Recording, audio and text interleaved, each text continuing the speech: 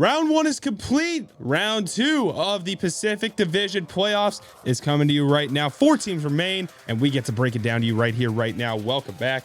Roll the intro. Go!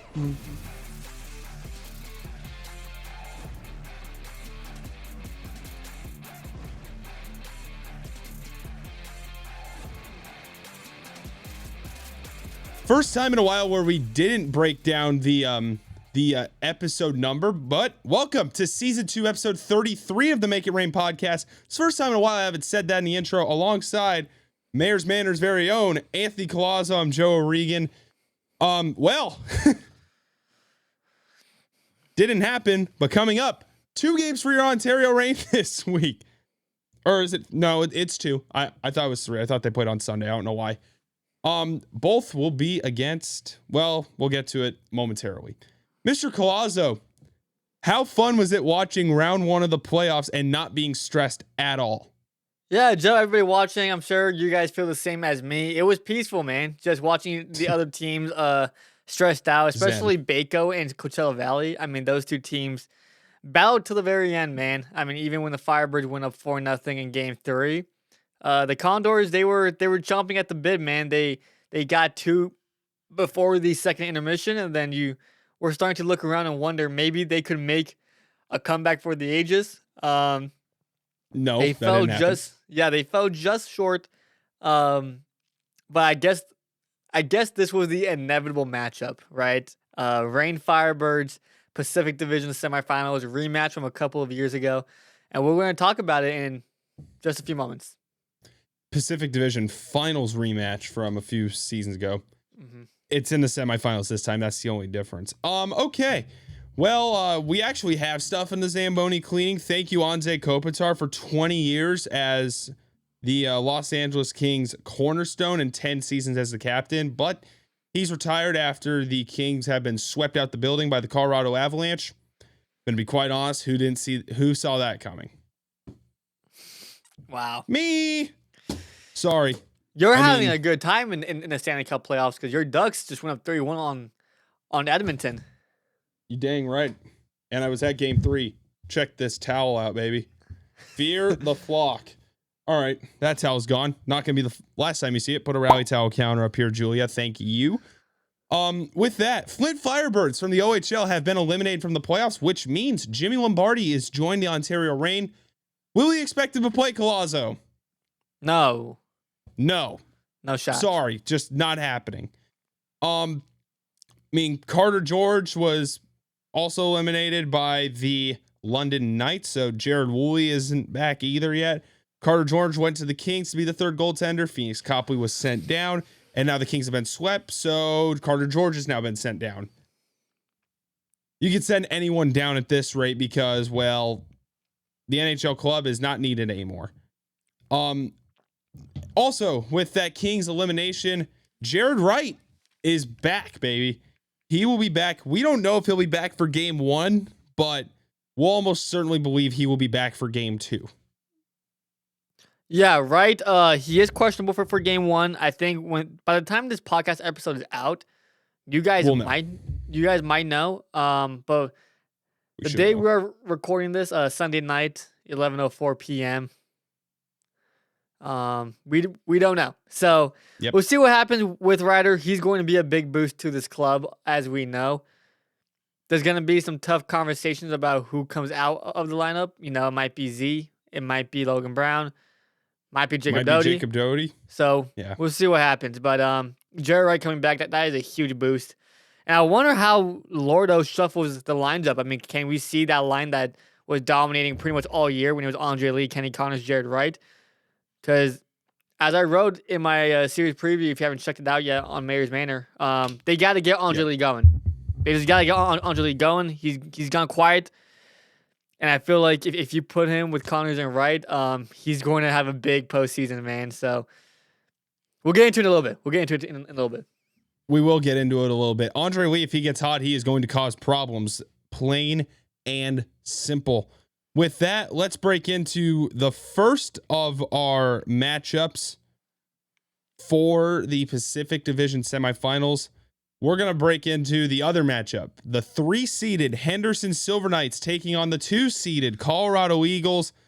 Both of these teams swept their opponents in round 1. Let's start with the lower-seeded Henderson Silver Knights. Well, first playoff appearance in 4 years. 4 years. I had that right. We knew about that part. We said that last episode. They played the San Jose Barracuda, won 5-4 in overtime. Thank you, Trevor Connolly, in game 1, and steamrolled San Jose 5-1 in game 2 to send them to the semifinals. Yeah, the Silver Knights really, they really impressed, right? There were some question marks, especially if the Barracuda got healthy, as we stated in our other series preview episode. And guess what? The Barracuda got relatively healthy, and Henderson didn't even really bat an eye to it. Everybody who we mentioned, they showed out, right? Tanner Lazinski, who had 64 points this season for the Silver Knights, their point leader, 3 assists last series. He was as advertised, as they say. Lucas Cormier, right? Defenseman, 47 points. He had a goal and an assist. Carl Lindbaum, who needs to be great for them to keep moving on in this playoffs. In game 1, he was a little iffy. In game 2, he was spectacular. And then probably their MVP last series was Raphael Lavoie, 3 goals, right? So Lindbaum, Lavoie, both of them really shut out last series, and it got them past a healthy Barracuda team who can be scary, as we saw last year in the postseason with the rain. They got by them, and now they got a tough draw with the Colorado Eagles. Yeah, they unfortunately did get a tough draw with the Colorado Eagles, if that is a way to put it at this rate. Man, oh man. We've pretty much talked about Henderson enough. They're the hottest team entering the playoffs in that Pacific Division. They had the best record down the stretch, even better than the Ontario Reign, who had a really good record down the stretch as well. And then they took 2 straight losses at the end of the year when they were resting their guys. And then they go out against San Jose, hottest team in the league, coldest team in the league with some added help, and clean up on aisle 4. They swept them. So, yeah, that's all you really need to know about the Henderson Silver Knights. Collazo, what is your key that you think needs to happen for Henderson to win? Well, Lindbaum has to keep being Lindbaum, right? I mean, Lindbaum, he is really the reason why Henderson got into that 3 seed and why they have home ice advantage in round 1. Not in this series. We'll get to that in a little bit. But Lindbaum, I mean, just to name or say a few stats that were mentioned last episode, but if you weren't here for last episode, I'll restate it. He won 7 straight games before a shootout loss on April 17th, which was his last game of the season. And they were resting some guys. So really 7 straight, could have been 8 straight very easily if they got past the shootout against, I believe it was Tucson. And then he just won 2 more in a row. So he is really on a heater right now along with this team. And then Trevor Connolly last series, 5 points, a goal, and 4 assists, right? He was the point leader for these Silver Knights. If they want to keep moving on, man, you got to just have guys who consistently stay hot. We see it in the NHL. It's the same for the AHL. Guys who get hot, they stay hot in the playoffs, right? So let's see what they can do versus Colorado. Colorado is going to be a tougher team than San Jose. And just to kind of go back, and if you want like a short answer to your question, Lindbaum. He's going to have to be really, really good if Henderson wants a chance to get past. And I think they can. Yeah. Another thing, I'll state another thing that I think Henderson really needs to do. They are going to need to win both of their games at home. If they don't win both their games at home, they're going to have to take 2 of 3 in Colorado. And for the icing on top of the cake, games 4 and 5 are back to back. Because why not? In Colorado. Oh, let's put these games back to back. AHL, how do you just keep letting this happen? Well, it is important to mention as well that I believe Henderson also has the second highest elevation in the league.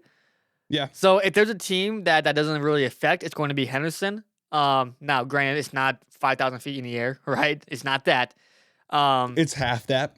Yeah, but if there's a team who can overcome that, it is Henderson, because they might be somewhat used to the elevation, the short of air up there. So we'll see what happens. This is going to be a really interesting series, man. Yep. With that, let's go to the 2-seeded Colorado Eagles, who went 6-2 against the Henderson Silver Knights this year. Well, they got home ice advantage on the mountaintop. Once again, that's a big deal. They had their, I'm not even going to call it a series. They had their warm-up games against San Diego, in which they proceeded to beat them 3-0 and 6-1 respectively. They dominated them in every way, shape, and form, and all their scoring was by committee. They had so many players with 2 points, it wasn't funny. Yeah, I mean, Colorado, they are a team, especially in this postseason so far, where they score by committee. We said last episode in that series preview that they have 4 really good lines, similar to the Reign in some sense. And again, we'll get to the Reign in a little bit. But last series, they had, I think, one guy with 3 points. I'll pull it up if I can. And then everyone else who is the point leaders for the Eagles, all with 2 points. So they were really scoring by committee in those 2 games versus San Diego. And Trent Miner, man, he's a dog, dude. Trent Miner is going to be a problem in this series, just like Lindbaum. Miner is not as good as Lindbaum, which you can argue Lindbaum probably could have won MVP over DiPietro of Providence, but we won't get into that. Yeah. But yeah, man, I mean, this Eagles team is, from top to bottom, one of the most well put together overall teams in the entire AHL. And they're going to be tough for Henderson, man. It's going to be a tough battle. I mean, this is a good series, man. I mean, this is going to be a series that you got to keep tabs on the entire way through, because it could go back and forth.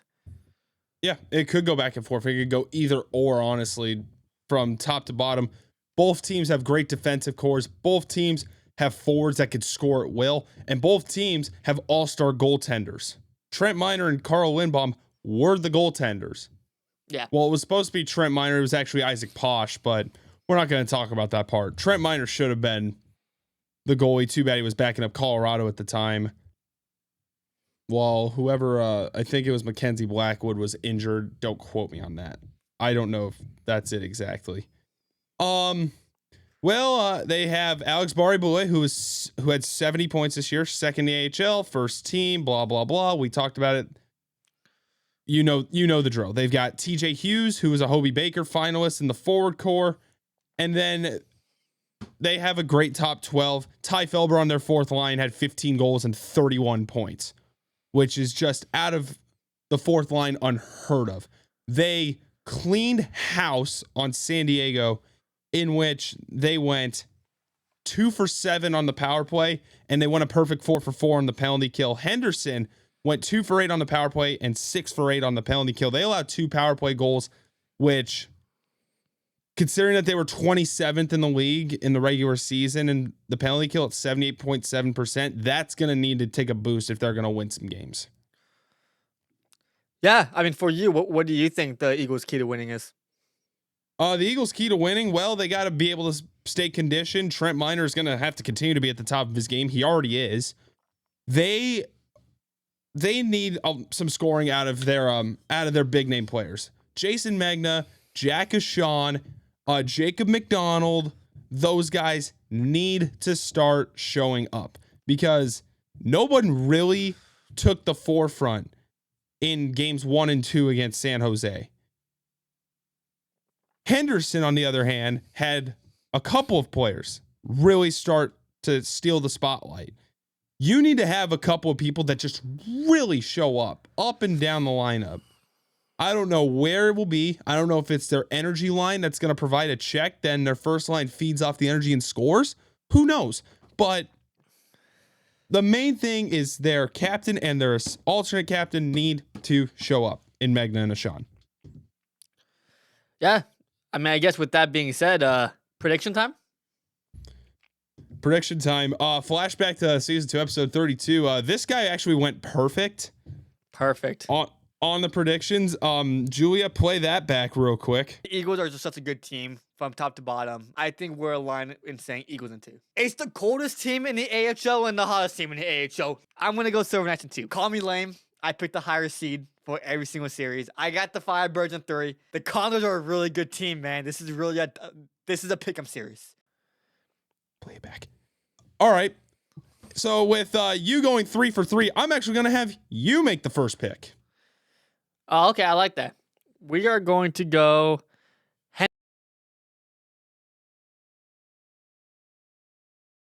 right, because all these teams who have made it past and all these teams playing in round 2, top 4 teams in the Pacific Division, 1 through 4.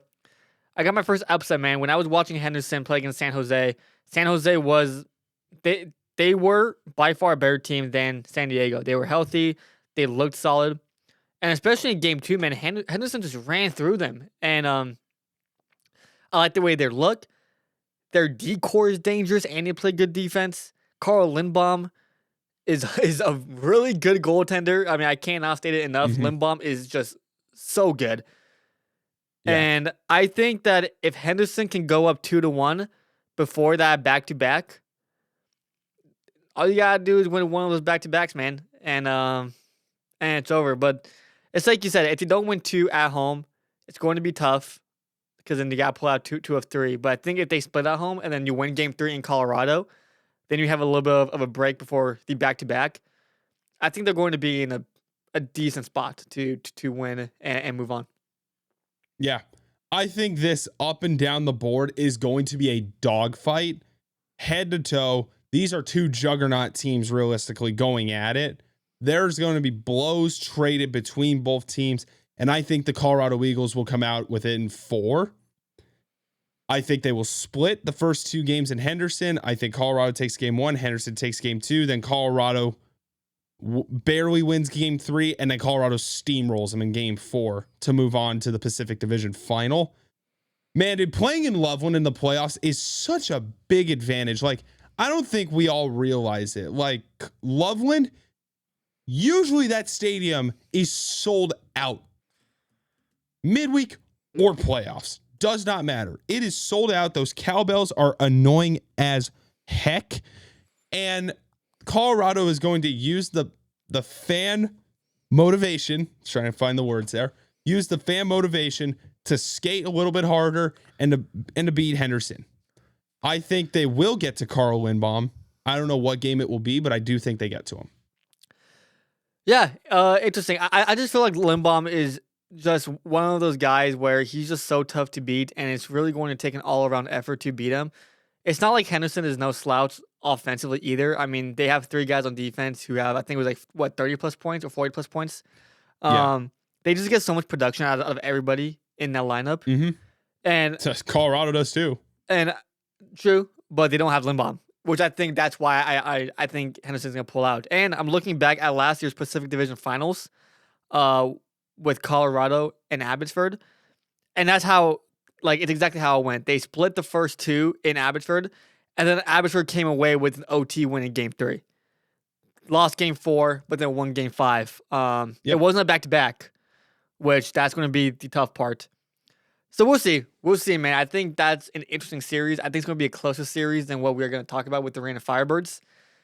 Unbiasedly. So if we get some Firebirds fans here, it's an unbiased take, I promise. We're going to be as, what's the word I'm looking for? We're going to be as impartial as possible. Yeah, we're going to be impartial when talking about these series, but I think Henderson, I think this series is going to be a dogfight, man. Like you said, it's going to be blows straight back and forth. There's going to be a lot of good moments for both teams. There's going to be a lot of gut punches for both teams. It's going to be playoff hockey. So, yeah. That's all I got. That's all I need to hear about that series. If you guys like what you're watching so far, go ahead and hit that subscribe down. Holy crap. Hit that subscribe button down below. Turn on turn on the bell. You know what I meant. Follow us on all social medias at Make It Rain Pod. Ding. I'm going to stop myself. Yeah. Bing. Ladies and gentlemen, welcome back to the Make It Rain Podcast. This episode is brought to you by Gaudy Law. We all know having a game plan is key when it comes to your family's future. Are you ready? Gaudy Law is here to help. Specialize in estate planning. Gaudy Law ensures your loved ones are protected from losing a ton of money and time to probate when you pass away. Just like on the ice, preparation matters. Don't wait till the last minute to make the right play. Visit GaudyLaw.com today. To start planning for the future, get estate planning pricing and a free consultation right on their website. Simple. The price is right on their website. GAUDY make estate planning easy, understandable, and affordable. As always, the link's in the description, or you can visit their offices in downtown Upland. All right. Tail of the tape. The moment you've all been waiting for. The moment we've been waiting to break down at this rate. The Coachella Valley Firebirds and the Ontario Reign. Woo! We have got a series and a half beyond us. We have a rematch from 2 years ago in the Pacific Division Final. Yes, I got it. We all know what happened that series. But flip the script. The Reign were the 3 seed, or they might have actually been the 4 seed that year, and the Firebirds were the 1 seed that year. Role reversal, boys. The Firebirds are the 4 and the Reign are the 1 this year. The Reign have a full week off. They're going to come in rested, ready to go. And the Firebirds, well, they got 2 days to catch their breath. And then Wednesday night, it is showtime at Toyota Arena. Yeah, I mean, there was no love lost between these two teams. Just 79 miles apart between Acrisure Arena and Toyota Arena. But right in between, man, it's the Inland Empire. It's Firebirds fans. It's Reign fans. Right down the I-10. Firebirds fans, that's all you need to say. Right down the I-10, and I don't think both teams really like each other all that much. And if they do, then this world has got a problem. And I know both fans don't like each other that much, right? So that is factual. This is going to be a dogfight of a series as well. I know you want to bring up something as far as something that a Firebirds commentator said after game 2 of the first round. I know we said we're going to be impartial, so we'll get this out of the way real quick. Yeah. Well, I'm going to show the Firebirds towel. This is the team we'll be breaking down. This is the rally towel from 2 years ago, by the way. Yeah, you ain't in Firebirds territory for games 1, 2, and 5. So towel counter. Here we go. Yep. Rally towel counter 2. Yes. Firebirds color commentator Grant Fuhrer made probably one of the most outrageous comments I have ever heard on Flow Sports. This man, after game 2, where the Firebirds beat the Bakersfield Condors by 1 goal and nearly choked the lead away, said that he'd rather play Ontario than Bakersfield.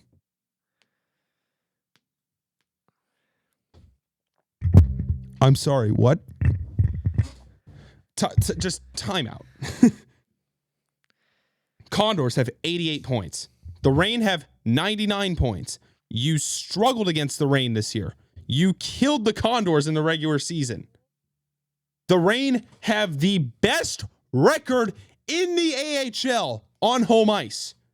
And we talked about the Condors having a great record. On the road, they're awful. On the Reign are at least competent. They have the same record almost as the Firebirds. I think the Birds have 2 more points. How are you going to say that you'd rather play Ontario? Are you out of your mind?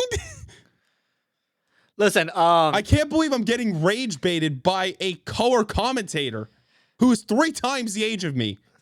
Listen, it's the age-old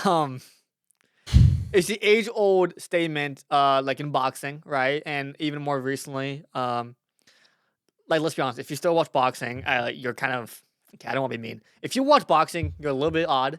I think most people watch like the UFC now. Boxing is just the most corrupt sport outside of like FIFA. But that's a different topic for a different time, right? But you hear it all the time. Oh my gosh, what's the quote? I just had it in my head. Matchups make fights. Oh my gosh, I completely lost the quote. Like, I had it in my head and I started like rambling. And then, anyway, you know what I'm saying. You know what I'm saying. So help me out. Matchups make fights, right? So just because the Condors had less points than the Reign and stuff doesn't tell the whole story, right? I do think that the Bakersfield were a good matchup for some teams and they were a bad matchup for some teams. I had the Firebirds winning in 3 last episode, and that's exactly what happened, right? Ding, ding, ding. I think where Grant Fuhrer is wrong, quite honestly, is Bako scored a lot, or they do score a lot. But defense is optional, just like their parent club. but defensively they were gosh awful. Quite honestly, where is the stat? They scored 12 goals in that series versus Baco. 236 goals allowed in a regular season for Bakersfield. You know where that ranks among all playoff teams? Second worst, behind the Springfield Thunderbirds. Exactly. And they were, by the way, the 8th worst in the entire Pacific Division. They only led Tucson and Calgary. That's how bad they were defensively. If you go down their roster in the regular season, they had a bunch of guys in the negative with their plus minus. So saying that is like, I'm not as passionate as you when it comes to this. It is a little bit crazy. It's a hot take. It's a hot take of all hot takes. It's a Ryan Whitney level hot take. If you know, you know. I would say you're wrong. You should have watched the playoffs. Sure, and I would, if he was here right now, I would say, Grant, Mr. Fear, you're simply wrong. And let me tell you why. The Reign are a worse matchup for you guys than Bakersfield. They're a worse matchup. Like, because the only way you would beat Baco is if you scored a lot. Right? You don't gotta do that much against Baco. Against the Reign, you gotta do both and. You gotta score and you gotta play defense. The Reign can do both. The Reign are a bad matchup for literally everybody in the Pacific Division. Literally everybody. Except they Henderson. are a bad matchup. Except Henderson. That might be the only even matchup. We'll get to that. But yes, if the Reign matchup with Henderson, like I predict, in the Pacific Division Finals, that's going to be interesting. I don't know if I like that all that much. You've been spoiled. With that being said, for the Fibers to really win this series, they're going to be heavily reliant on their goaltending. We just saw what happened again about a month ago on April Fool's Day, and there was no joke here. The Reign put up 7 goals at Acrisure Arena. Cole Gutman had a hat trick and 4 points on Nikkei Coco, right? And then in the following week, the Reign scored what? Like 5 more goals? What was it? It was 12-4 against them in a 3-game series. It was it was bad. There was a point where in those 2 games where they played them at Acrisure Arena and then they came back home the following week, it was like 10-0 in the goal differential. Yeah, so it was so they beat Coachella 7. They beat Coachella 7-0, and then they came back home a week later. They won 4-1. Went up 3-0. Coachella took a timeout. They lost 4-1. Then they won that game in overtime. The shot heard round Ontario when Glenn Gaudin scored to win 3-2? 3-2, yeah. 3-2. So the Reign did. Math. Yeah, the Reign did take the season series 5-1-2. And they won the last 3. So the Firebirds have it up against them. It's going to be a tough series for them, I believe. Obviously, we've watched this Ontario team all year long, and this isn't a biased opinion. I did not think the Reign were going to win that series against Coachella Valley 2 years ago, and they didn't. Now, I didn't think it was going to be a sweep, but I didn't think they were going to win. So, relying on their goaltending heavy. Nikkei Coco cannot have another outing like he did in Game 1 in Baco, where he got pulled. He's got to be solid all 5 games. He has to be, or else you can't let the Reign get hot, and we've seen that all year long. When they get hot, they go on these stretches, and it's scary, man. They're a scary team. Yep. The Ontario Reign down the stretch went, 13-4-3, something like that? Yeah. 667 winning percentage in that stretch. Yeah, it gets really tough to beat a team that is that hot. Just the end. Thank you for listening. But for Coachella Valley, they shoot the puck at will. They tallied 39 shots in Game 1. They outshot Bakersfield 31-15 in Game 2. And then in Game 3, despite being outshot 15-5 in the first period, didn't they outshoot them that game too? I didn't watch the third period. So Baco outshot them 33-27, but when the Coachella Valley scored 4 goals in the second period, they tallied 14 shots. Yeah. That was probably their best period of the entire year because they were really hemming Baco into their own end, like, at will. Coachella Valley's forecheck is a dangerous forecheck. Like, you can't get hemmed in because they will score if they do. Yeah. especially at home. If you get that crowd going, they feed off of it at an unreal clip. Oh, yeah. Especially when Acrisure Arena's roof is that low, it is borderline deafening. There is some fake noise. Despite the fake booze. There is some fake noise in there, but, Let's just get the record straight. Mr. Collazo here did a little pre-scout on them for round 1. Who were the 2 people from the Kraken that you talked about returning? Jacob Melanson and Oscar Fisker Molgaard. Both of those guys in games 2 and 3 were huge. In both of those games. Huge. Molgaard had 2 goals and 3 assists for 5 points in that series. And Jacob Melanson had a goal and 3 assists for 4 points. That goal was, I don't know if it was the icebreaker or to extend the lead in game 3. It was one or the other. But both of those guys, unbelievable. Molgaard 2 goals in game 2, was the literal difference from Coachella Valley going to Cabo or going to Ontario. I think they're very happy that they're going to Ontario right now. Yeah, huge third period in game 2 for Molgaard, man. 2 goals in the third. One was including the game winner. One was an insurance one, and one was late in the third for the game winner. Yeah, man. I mean, having those 2 back were always going to be a big boost for their offense, especially for a team that was having trouble scoring down the stretch in the regular season. And having them back, again, huge deal. Again, when you watch that series against Baco, you have to kind of take it, not with a grain of salt. It was a good series win. I'm not trying to take anything away from Coachella Valley. But again, Baco is not historically bad in the back end, but they were pretty freaking bad in the back end for a playoff team. Yeah. They won't be able to do that against the Reign. Realistically speaking, the Firebirds aren't going to... Oh, man. I mean, I could get clipped for this so hard. The Firebirds are probably more than likely not going to score any more than 4 goals in the game against the Reign in this 5-game series. May I even say 3 goals, but you can never, empty netters when it's, 3-1 with 5 minutes left and then Lord pulls the goalie twice. You never know. But you never know. They're just not going to do that against Ontario. They're not. So they're going to need to play heavy defense. Nikkei Coco is going to have to be a dog, and they have to rely on some of their big names to get them through. Yep. They are going to have to rely on their big names to get them through. No Max McCormick. I don't think he's even going to be back for the playoffs, period. And if he does return, it'll be like some Gabriel Landeskog level stuff where he just appears out of nowhere. Oh, he's returning to the line for the first time in 1,100 days. Yeah, that would be something.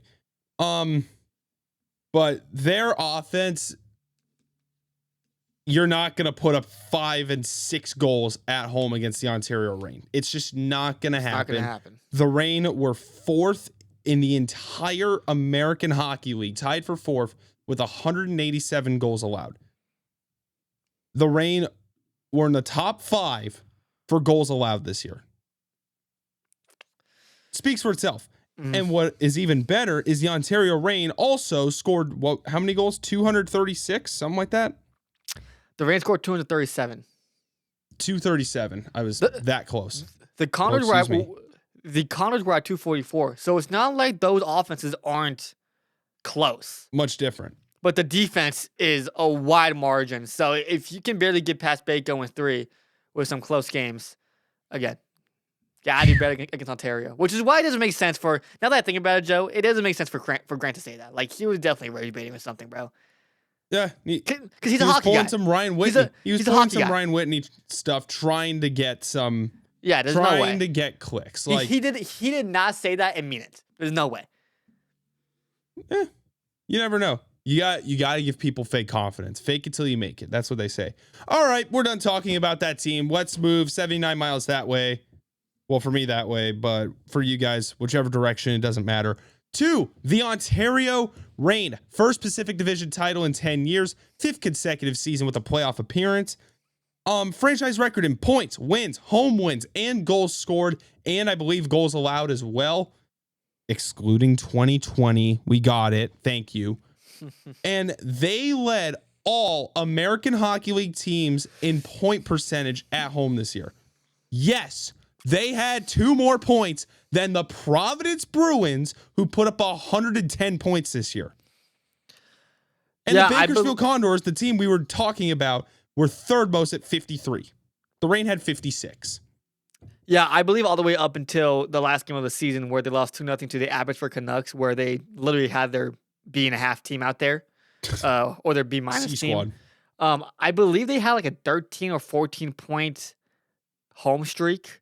13. So 13 game. Was it 13? Okay, so like Joe said, they were wagging at home. Their final 13 games, they walked out with points. There you go. They were wagging at home. So, I mean, just to state the obvious here, home ice advantage in the series for the Reign is absolutely crucial. Huge. Yeah, I mean the magnitude imperative.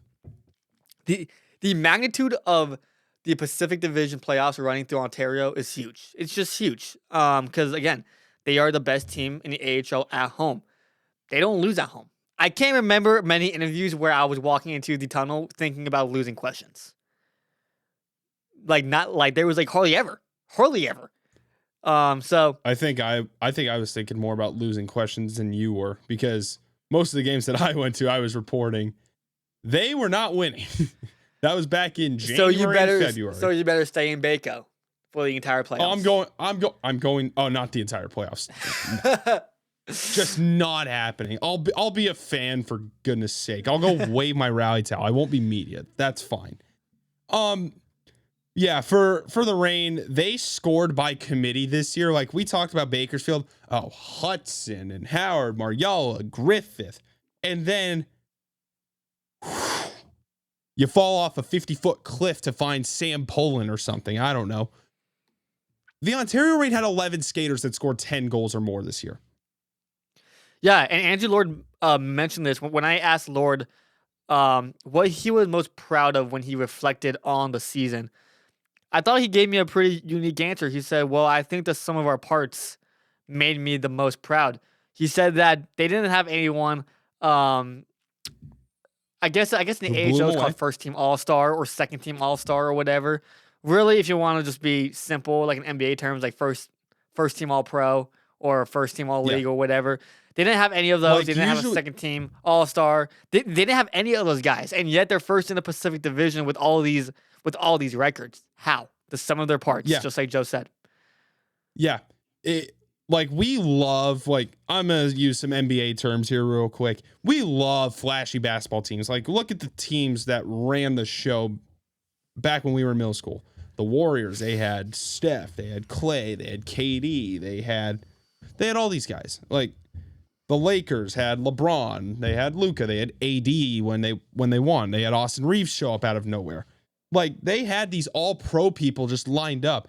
The Ontario Reign were like a 2013 Denver Nuggets who won 56 games and had 0 all-stars. Something ridiculous like that. The Ontario Reign are a really good system team. We'll call it a system team. They don't rely on skill. Yeah, I got it. You need skill to win games. Okay, thank you. But they don't rely on all their guys with skill to win games. Like, the most goals some players scored this year was 28, was Martin Chromiak. Lee, 26. Gutman, 24. After that, you have Jared Wright with 17. What? Alexandrov, 16 now. I believe he scored, 13 with the Reign? Yeah, 13 with the Reign, 3 with Springfield, whatever. Gaudin and Yamson, both 16. Connors, 15. Pinelli, 14. Taylor Ward had 12 goals. So that's part of the 11 skaters. They have 10 skaters on the roster right now with 10 plus goals. And Cohen Zemer had 11. Yeah, going back to what you said about being a structured team, I don't think I've ever seen a team where no matter what lineup they put out, whoever they put in, take out, they just win. And that's what the Reign did this year. They didn't really have a guy where if you took him out, it was like a huge deal. Alexandrov wasn't a part of the team for the first fifth of the season. It was Akil Thomas. They were still winning. Andre Lee was called up for a point in the season. And at that point, he was by far the best player on the Reign. Didn't matter. Joe Wright was called up for the last quarter of the season. Didn't matter. So then ended up on the playoff roster. Yes. So it doesn't matter who they put out there, really. Which obviously in the playoffs is going to be their A lineup. Lord's system works, and they just beat other teams down until that's it, until they can't do anything. So just from top to bottom, kind of like the Eagles, first line through the third pairing, just solid, just top to bottom. They don't really have anyone who's a weak link on their team, which is what makes them just so tough to beat. Yes. And in a 5-game series, they're just going to wear you down. Yes. I need some Andrew Lord, like Paul Maurice level stuff. Pound their D, so in game 5 in this case, they have nothing left. Like, that's what you need. Also, Rally Towel, by the way, I forgot to put this up. Go Rain, go. I'll probably have this behind me for the rest of the season until the Rain get bounced. Collazo's got his Calder Cup playoffs won from round 1 2 years ago against Bakersfield.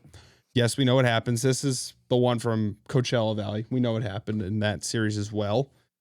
But for the Rain, this team is just going to have to stretch the ice offensively. We saw Coachella Valley run like a 1-3-1 that had them at the other blue line almost in games 2 and 3 against Bakersfield. They gave them nothing in the neutral zone. So the Rain are going to need to work with stretching the ice, getting the puck behind the Firebirds.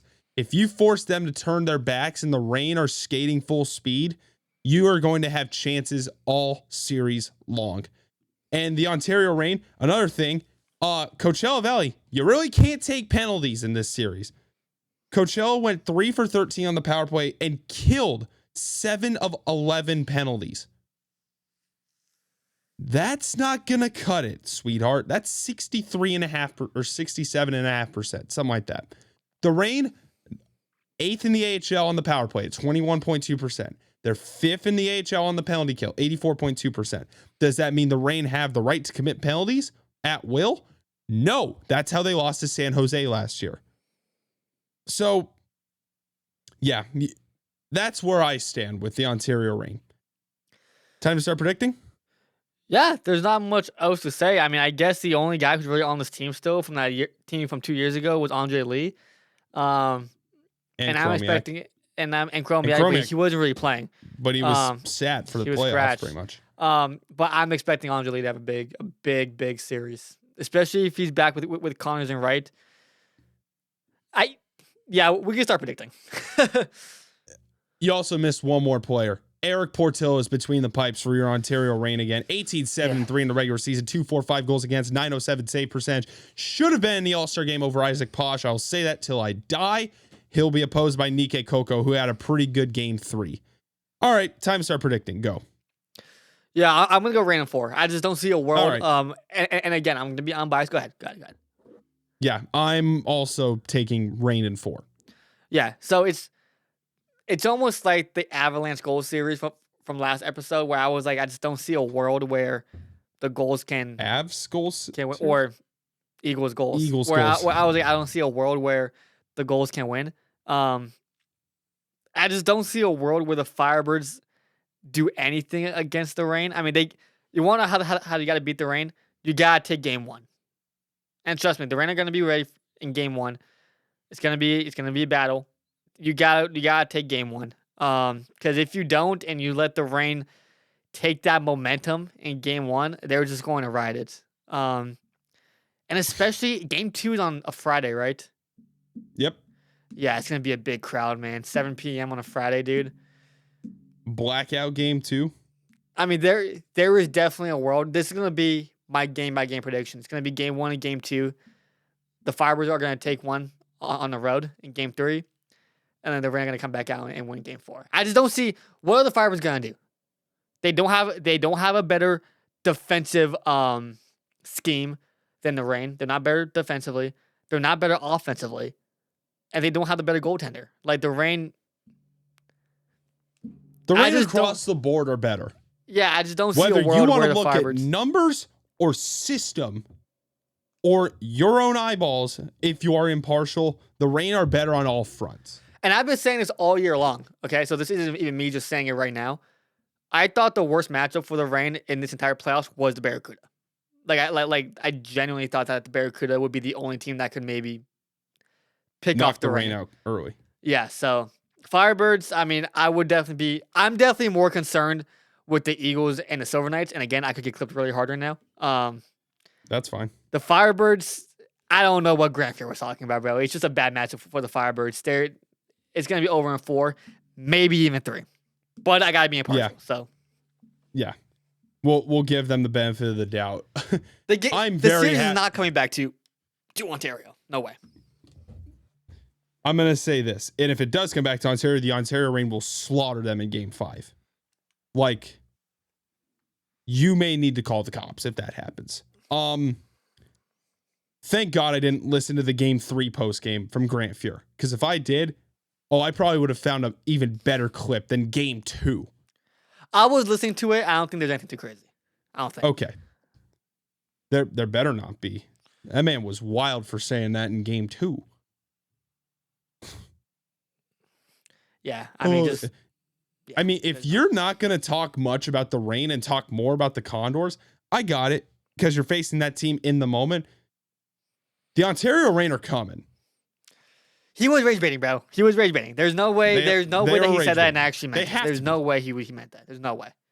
Yeah, there is absolutely no way. Seriously. Yeah. Because he's a hockey guy, dude. He's a hockey guy. Mm-hmm. There's no way he saw the Reign this year and was like, yeah, that's a better matchup than the Bakersfield Condors, who literally just don't back check. Like, it's no way. Sorry, Colin Shock. Learn to back check better. I don't know what to say. Yeah, when Atra Lepinen's your best defender, I can't help you. Seriously. You need help. The end. All right, breaking into the schedule for both of these. I don't have Game 3. Okay. I'm going to have to be going back and forth here between the AHL.com site. No, it's right here. Excuse me. We got it. You got it. It's right here. I don't have Game 3 and Game 4 for the Reign series. No, well, I did it. That's why. Oh, that explains it. All right, so Wednesday, April 29th, the Ontario Reign will be taking on the Firebirds at 7 p.m. for Game 1. Wednesday night, go, please. Friday, May 1st, Colorado in Henderson for Game 1 at 7 p.m. Wow, that was bad for me. And the Ontario Reign will play Game 2 at 7 p.m. against Coachella Valley. May the 4th be with you on Monday. Colorado and Henderson Game 2 at 7 p.m. May 5th, Cinco de Mayo on Tuesday. The Ontario Reign will take on Coachella Valley at 7 p.m. for Game 3. May 6th, Wednesday, Henderson in Blue Arena to take on Colorado Game 3, 6:05 Pacific Standard Time. Puck drop, 7:05 Mountain Daylight Time, actually. Not Standard Time, excuse me. Thursday, May 7th, Ontario and Coachella Valley, if necessary. Game 4, 7 p.m. Thank you. May 9th, Saturday, if we go to Game 5, 6 p.m. puck drop at Ontario against Coachella. Henderson, Colorado, if needed, 5:05 Pacific, 6:05 Mountain Time, Game 4. And if we need a Game 5 between those two teams, it will be Sunday, May 10th at the same time. Rolling through the standings, the 5, 6, and 7 seed, Baco, San Jose, and San Diego. Cabo. Goodbye. Start going on Trivago to get your tickets. Thank you very much.